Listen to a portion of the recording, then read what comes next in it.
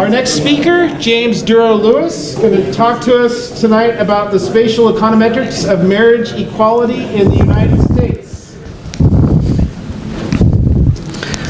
As soon as I get set up, one second, let me get my wires connected. Okay, good. Let's see how well this works. There we go. All right. Hi, welcome back from your break. My name is James Dorough-Lewis, for those of you who don't know. And if you've ever seen the hyphen in my name and thought to yourself, oh yeah, that's the product of one of those complicated modern marriages, well, you're right, first off. And secondly, you're also ready for the topic of my presentation, which is marriage equality. Particularly how marriage equality has been diffusing through the United States as an innovation in public policy. For those who aren't up on the status of marriage equality, this is what it was in 2003. Not a whole lot of options. In fact, it was really worse than that. Starting in 1979 and in the 80s and forward, several states actually adopted bans or prohibitions. So not only was it you weren't able to access marriage if you were LGBT, you were prohibited from doing so, officially prohibited from doing so. And so I should also probably point out what I mean by marriage equality. I'm not referring here to domestic partnerships or civil unions. Now, there were some of those at that time. As far as my research goes and what I've done here, I consider those just one of the many 3/5 compromises of the age. It's not full equality. It's not even considered for the research. This is where we're at in 2003. And this is where we're at in 2013-14. It's 2014 because Illinois is up there. They just passed their marriage equality law. It goes into effect in June of 2014. So these are the states in dark orange that currently where LGBT members of the population have access to the civil right of marriage. And in these yellow states, there's some analysis indicating that there are active movements right now. We should expect to see resolutions on them sometime towards the end of 2016. So that's sort of the spatial layout where things stand. And here's the temporal layout. Now, the first state to adopt marriage equality was Massachusetts in 2004. And they kind of stood out by themselves for about 4 years until Connecticut came and joined them. And then we have onesies and twosies up till 2013. 2013, in the future, we may look back on 2013 as a watershed year for the diffusion of marriage equality as a public policy. We have 6 states that adopt marriage equality during that year, 4 of which did so reversing bans, official bans on it. So it's a major change. And so far we only have Illinois that we know will go into effect in 2014, but we can anticipate others may as well. This is crazy, by the way. So for someone like myself who identified as gay very young, whose first crush was Lion-O of the original Thundercats, right? I didn't grow up with having a family being part of the template of my future. And so this is a big issue in terms of the way things have been changing, where things have been going for me and for other segments of our population. Now the question is, how did we get from over here over there? That's a really good question. Dan Savage, who's sort of a cultural icon, he's a little salacious, so if you're going to seek him out after this, have a tough stomach. But he was on the Bill Maher, Real Time with Bill Maher. And Bill Maher asked him to what did he attribute this massive shift in public opinion, this massive shift in public policy.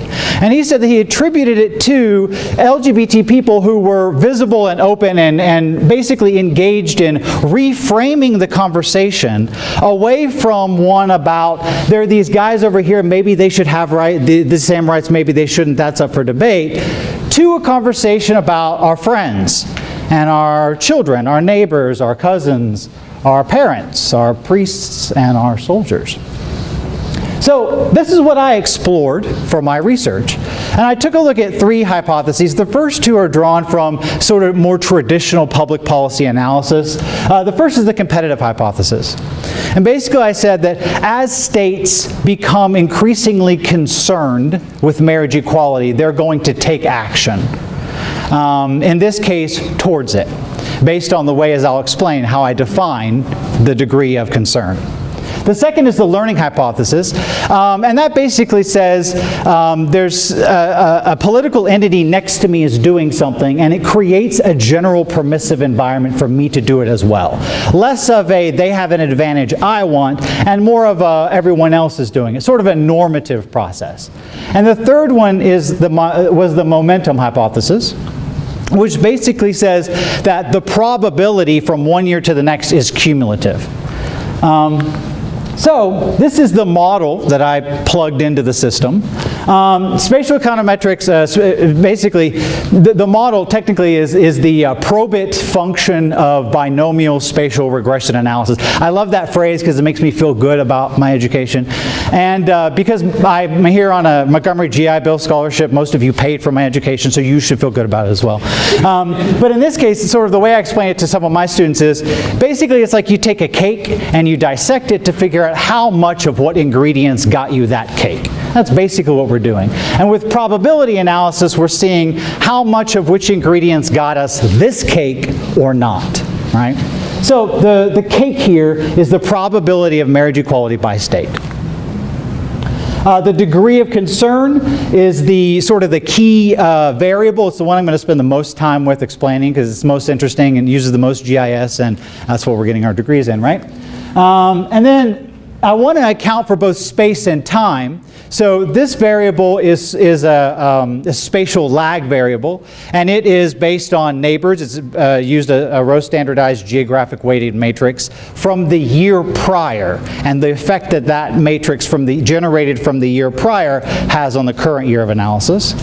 And then this last variable here is a temporal regression, or a temporal variable, a temporal lag variable, and that looks at when we have a successful model through our testing in 1 year, what are the probabilities that it generates, and then bringing those probabilities into the next year to see if that has any play. So if we have sort of a buildup in probabilities.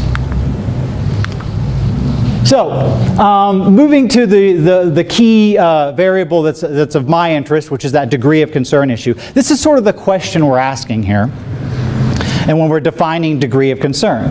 So we've got states that where same-sex couples have access to the full civil rights of full citizens. And then we have distributions of their populations in the US. So the question is, do those two things correlate? So this is the formula that I used to create, to calculate degree of concern. This first variable here refers to distance. And distance is basically saying you've got a county, and I have American Community Survey data on the proportional populations of same-sex households in a county that is close to a state with marriage equality. There's a higher likelihood that they're going to go over and get married and come back. Doesn't mean it's an inevitability, but there's a higher likelihood. And then people who live further away, it's less likely to be the case. So we look at where is the distance that they're located. We use this theoretical assumed maximum distance at which basically the likelihood is 0 or approaches functional 0. And then we plug it into a function so that what we have here is a declining effective distance. Now this sort of operates this way. It's not very dramatic, but I did want to account for it. And it's because there's this idea that the perception of distance matters less the further away you get. For instance, if I'm 2 miles away from the grocery store and I ask Dr. Lukenbiel for a ride and he says, yeah, I'll give you 1 mile ride, I'm going to take it because it's halfway there. If I'm 191 miles away from the grocery store and he offers to give me a ride for 1 mile, somehow I'm less gracious, or I'm less thankful of his generosity, even though by the unit it's the exact same distance, right? So that's what we're trying to account for with this function. And then we multiply that by the proportional population, because we need to put it in the population context. And then we sum all the counties within a state, and that's where we get the state level degree of concern. So the question is, how do we find this maximum distance, this theoretical distance at which people just don't get out of bed to go do this? Well, what I use, and there's lots of ways of doing it, but what I used was the local index of spatial association. It's sort of like doing a Moran's eye index of clustering, but at a local level. And what we have here, using ArcGIST's outliers and clusters tool, it shows us areas of change. Now, this is the change in same-sex household populations from 2005 to 2007. And we have counties where we had high rates of change near high rates of change, high rates of change near low rates of change, low near high, and low near low. And you can see there's onesies and twosies outside of our area, but since we're interested in local effects, we look near Massachusetts and we see that there's a lot of activity and it all happens within a 200-mile radius. So this is how we start operationalizing it. So when we plug it into the GIS, the thing with ACS data is it doesn't tell me what the distribution of those populations is in the county. So I created a center point for each county, and I assigned an attribute to that center point based on the population. I also created 10-mile buffer zones around the states where marriage equality existed, and I assigned that as an attribute. And so by using these two attributes, we're able to combine it into the variable. We run the variable through the models, and these are the results. So, of the competition hypothesis, more than not, the presence or that degree of concern that we calculated is statistically significant and positively associated with increased probabilities of realizing marriage equality by state.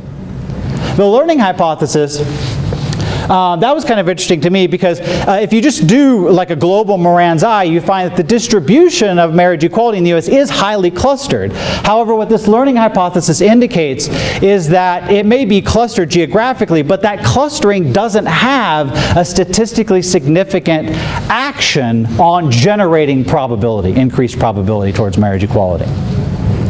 And the third is the momentum hypothesis. Now, from 2005 to 2007, the data is spurious. So none of the models work, and there's lots of reasons for that. There were corrections made at the Census Bureau in 2008 to adjust for this.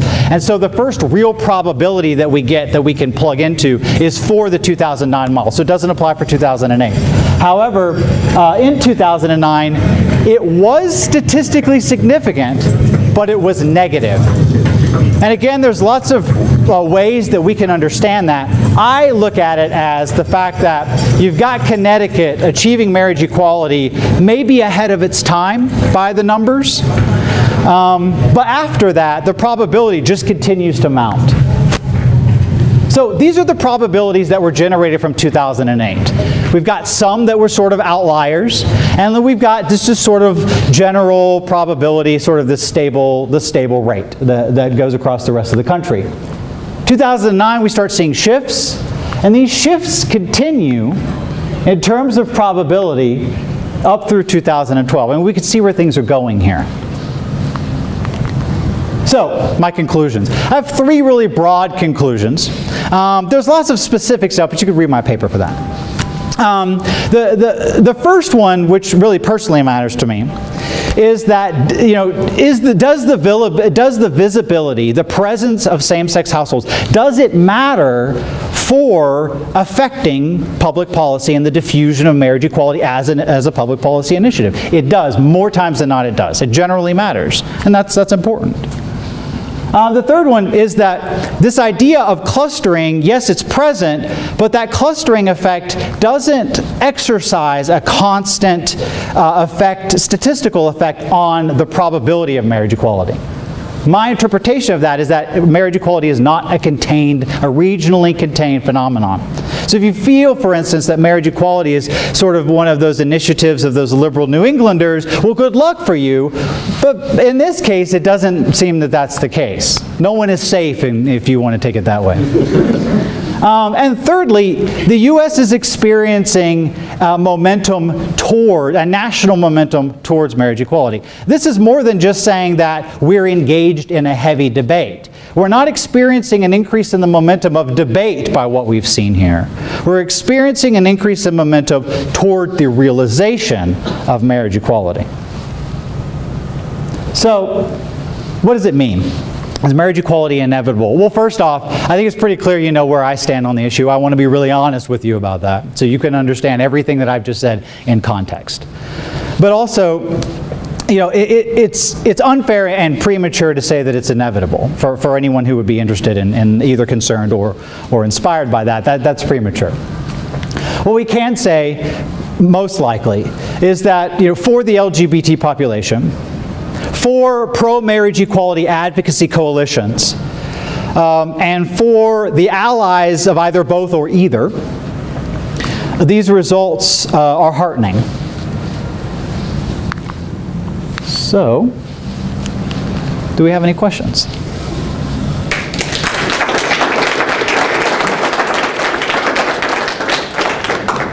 Yeah. Do you think you could use your results to possibly project the next states that would? Yeah. So funny you should say that. The model wasn't built to do that, but I did it anyway. So I was messing around with it and just kind of looking because it's kind of fun at the end of it. What I found is that in all of the cases, the states that ended up sort of flipping over towards marriage equality were all in like the top 10. And that continued forward. All the states that I presented earlier that have active movements towards marriage equality, they were all in the top ranking of the probabilities. That being said, the probabilities that were generated by percentile, they're very low. I mean, it's just sort of this hum. And at the risk of violating Dr. Lukenbill's very just prohibition against us saying everything that we didn't do, I just want to point out the lack of variables that I accounted for in my model. I mean, I would expect to see these low probabilities because I accounted for 3 things. And they're substantial to me, and I think that they say something, but yeah. I did that, and it's kind of cool. Actually, I enjoyed doing that. Yeah. How many thousands of years do we have to wait till Alabama? Yeah, can't account for that. It's not in the model.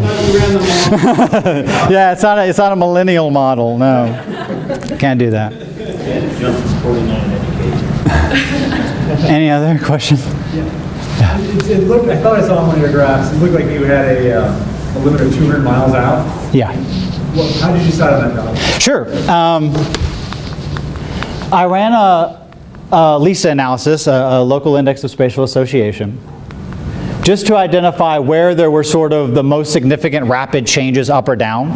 And then I looked around the area of Massachusetts. And those changes that I identified was between 2005 2007. I will tell you that if I were to continue with this research, I would want to do something that was variable because I used that 200-mile maximum distance for all the rest of my analysis. It still, in most cases, turned out to be significant. So I was like, that's awesome. I would like to do something every year, maybe to expand on that. Another option is that I would like to try other measures of distance other than just the LISA analysis, but you know, that's kind of the take. I got that approach from looking at several other studies, and to be honest with you, they kind of just made it up. That's right. I'm kind of wondering, you know, it may work in the Northeast where you've got a lot of compact states and great transportation system, but I'm wondering about West. Not just that, but this function that was used here, there are lots of options here. I mean, I wanted to account for that sort of exponential decline because it makes sense, but it could be way worse than this. I don't know. I don't know. I just didn't want to put in something linear because that's completely nonsensical. But yeah. Any other questions? Yeah. Right? You know, it's more of an observation, but I'm just kind of curious. Rather than just strictly thinking in terms of distance decay effects, I'm kind of curious if there's sort of an uneven development kind of going on too. In terms of parks and capital and development and inequalities, it seems to be something that may be similar to it that could be going on too. There's not a quantitative Oh yeah, of course. Yeah. It's budget, but I'm thinking more critical quality. No, I did, and I'll tell you, I come from a qualitative tradition, and I have some skepticism, epistemological skepticism regarding the use of quantitative approaches.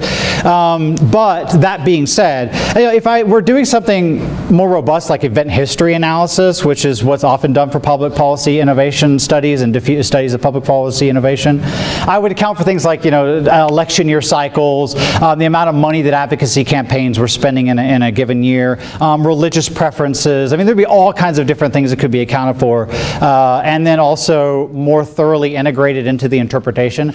I really try to stick with the data because it's built on a lot of things, and it comes out more often than not relevant when you run the models. So I wanted to kind of stay close to home there. But yeah, I mean, this is like one approach, a sea of approaches. Yeah.